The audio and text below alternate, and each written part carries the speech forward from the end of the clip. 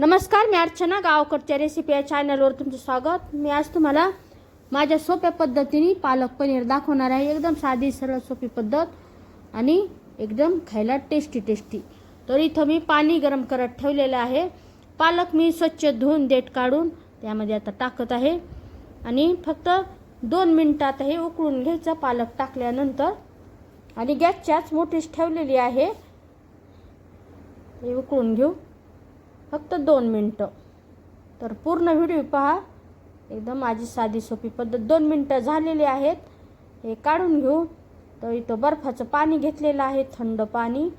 तर त्यामध्ये आता हे पालक बुडून घ्यायचे आणि नंतर इथं हे पिळून घेणार आहे।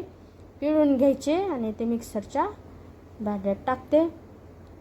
व्यवस्थित पिळून घेतलेलं आहे। यामध्ये थोडी हिरवी मिरची, तर जास्त तिखट नाही आहे, कमी तिखटाची हिरवी मिरची टाकलेली, मिक्सरला बारीक करून घ्यायचं।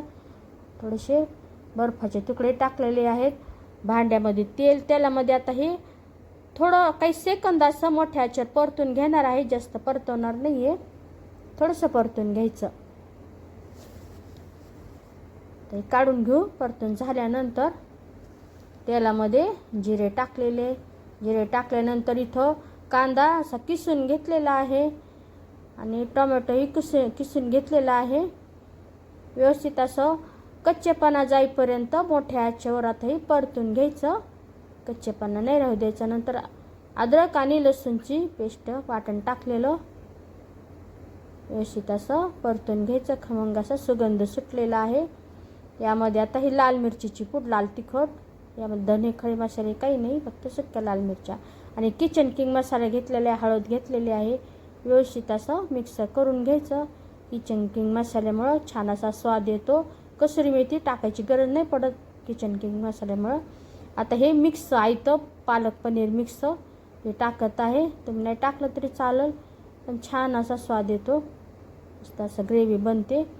गरजेनुसार पाणी व्यवस्थित असं मिक्स करून घ्यायचं, परतून घ्यायचं। यामध्ये आता ही मलाई टाकत आहे, साय जी तूप बनवण्यासाठी बाजूला ठेवत असते, तीच आहे आपली घरातली। व्यवस्थित असं मिक्स करून घ्यायचं। त्यानंतर आता हे पालक बारीक करून घेतलेलं, यामध्ये पाणी, गरजेनुसार पाणी,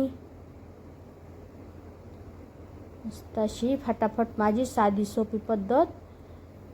ते मिक्स करून घेतल्यानंतर यामध्ये आता हे पनीर गॅसच्याच मोठी केलेली आहे, व्यवस्थित मिक्स करून घ्यायचं। आता मध्यम आचेवर फक्त 2-3 मिनिटात हे ठेवणार आहे।